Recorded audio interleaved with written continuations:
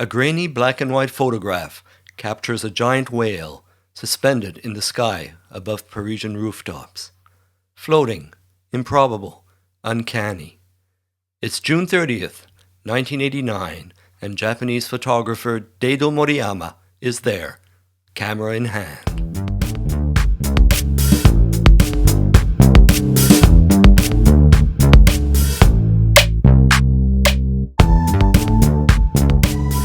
Hello, and welcome to Philippe's Moment with Photography and Walking. I'm Philippe Guillaume, photographer, walker, and your guide to images that move at the speed of a footstep. If you joined me last episode, we wandered Mumbai's Falkland Road with Marielle and Mark. Today we look up in Paris, 1989. Imagine glancing up from the bustles of Les Halles to find, no, not a plane, a whale, silently drifting overhead. Japanese master Daidō Moriyama was there with camera in hand, capturing a scene so improbable it feels dreamt. How did this fleeting vision become a meditation on urban strangeness and photographic truth? Lace up and let's walk it out. So today's photograph was taken by Daidō Moriyama in Paris, summer of 1989. Bicentenary celebrations are in full swing. Les Halles is in the midst of yet another phase of redevelopment.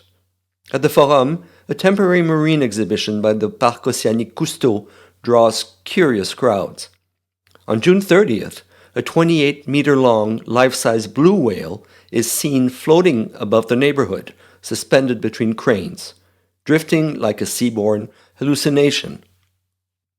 This is the very site where from the late Middle Ages until the 1960s, wholesale merchants congregated daily, or more precisely nightly, so arriving in the darkness before dawn so that the local grocers could stock their shelves by opening time. Long a magnet for documentary photographers in search of authenticity, Les Halles retained, even in the 1980s, something Dickensian, a texture of the past, lingering among cranes and scaffolding, the ghosts of older rhythms brushing against the pulse of modernization. This is the very site where, from the late Middle Ages until the 1960s, wholesale merchants congregated daily, or more precisely nightly, arriving in the darkness before dawn so that local grocers could stock their shelves by opening time. Long a magnet for documentary photographers in search of authenticity, Les Halles retained, even in the 1980s, something Dickensian, a texture of the past, lingering among cranes and scaffolding, the ghosts of older rhythms brushing against the pulse of modernization. If one sought a more precise Parisian counterpart, it would be Zola's Le Ventre de Paris, the working-class belly of the city, bustling, pungent, saturated with sound and spectacle. And with the Seine only a few blocks away, one might even imagine Jacques Cousteau himself hauling the great mammal from the river's depths.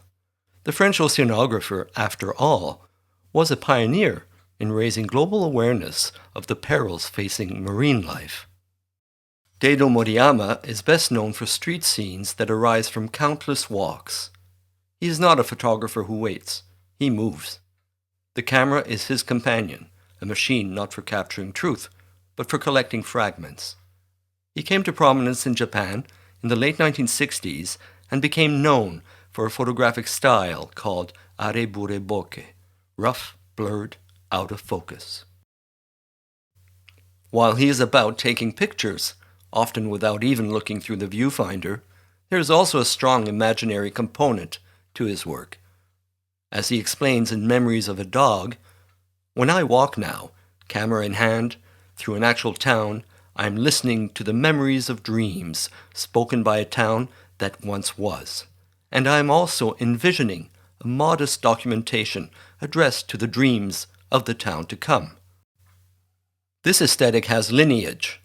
American photographer William Klein had already broken conventions in his 1956 photo book, Life is Good and Good for You in New York, with its grainy high-contrast frames that Martin Parr and Jerry Badger called a raw monument to the 1950s. Klein's street photos captured during his walks through New York City left a clear imprint on Moriyama. Like Moriyama, Klein roamed the urban landscape with restless feet. The two were eventually exhibited together in 2012 at Tate Modern. Moriyama was part of a short-lived but hugely influential group of Japanese photographers and writers known as Provoke. Formed in 1968, their work was radical, raw, blurred, often out of focus. The group rejected the idea that photography had to be sharp or even legible. What mattered was the feeling, the gesture, the provocation. They were interested in photography not as a mirror of the world, but as a fractured language, something subjective, intuitive, visceral. Moriyama pushed this even further, developing a signature style of contrasty, high-grain images that captured not what a place looked like, but what it felt like to move through it. Moriyama was part of a short-lived but hugely influential group called Provoke, whose members aimed to show the world in its naked state. In a 1972 article for Asahi Camera, he wrote, "To me, reality and the images on posters and TV are equivalents, all existing things of the outside world." Moriyama's book, Farewell Photography, Shashin yo Sayonara, his raw, blurred farewell to the clean lines of traditional image-making published in 1972, feels oddly in step with how we browse and repost images today. On Instagram, pictures drift without anchors, passed along without names or context, reshuffled like memories on the move. Both Moriyama's project and repost culture feel like walks without a fixed destination, fragmented, impulsive, open to surprise. They ask us not to hold on, but to keep moving and keep looking. And this brings me back to Moriyama's whale. That image of the huge marine mammal lingered with me not only for its surreal qualities, but because of where it was taken. The building below it looked like the area near the Forum des Halles, a neighborhood where I too had wandered with my camera. Paris was the first destination I wanted to photograph after I discovered photography. I know it's not very original, but I wanted to see how the place could look through my lens. And in Moriyama's memoir, he describes seeing the whale suspended between cranes while walking through Les Halles, inspired by Adjet's old photos of Paris. So why choose this picture among the thousands Moriyama has taken? What struck me is how it highlights an often overlooked aspect of street photography: looking up. Most street images point straight ahead, chasing people, signs, actions. When I walk with my camera in Paris, I often find myself lost in its maze. Narrow streets, low buildings, the light bouncing warmly off pale stone. In Moriyama's photograph, it was that low strip of rooftops beneath the whale that first struck me. It felt instantly Parisian, reminding me of Les Halles, of walking there, camera in hand. It's no coincidence that Moriyama admired William Klein, who moved between New York and Paris, as I have. That cross-city tension still shapes how I notice things. In New York, I'm funneled through verticals, glass, steel, sudden shadows. Light behaves differently. So does time. I try to stay alert to what resists clarity and to what insists on being seen. Moriyama's whale photograph doesn't appear in most anthologies of his work. It's not one of his iconic images. But it appears in Contes de deux villes, Paris-Tokyo, in English, A Tale of Two Cities, a book that juxtaposes life in both cities.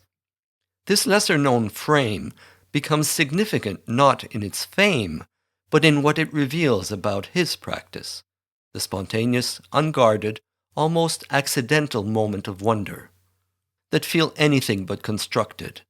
For Moriyama, the strange is not beside the everyday. It is woven into it. His camera coaxes out what is already there, but overlooked. Textures, shadows, fragments, sky whales. This photo reminded me that walking with a camera isn't always about finding stories on the ground. Sometimes they drift above us. Thanks for sharing the pavement and the sky with me today. Moriyama reminds us that the city's real surprises often hover just beyond the usual horizon line. If this episode shifted your gaze upward, I hope you'll carry that sense of alertness into your own walks. A dedicated space is already online, where you'll find images, bonus material, and ways to connect. But for now, you can simply enjoy the walk. Next time, we'll head to Montreal in the 1970s, where a conceptual artist's quiet stroll between two museums becomes a statement in motion by none other than Françoise Sullivan. Until then, keep walking, keep looking, and keep that shutter curious. À bientôt.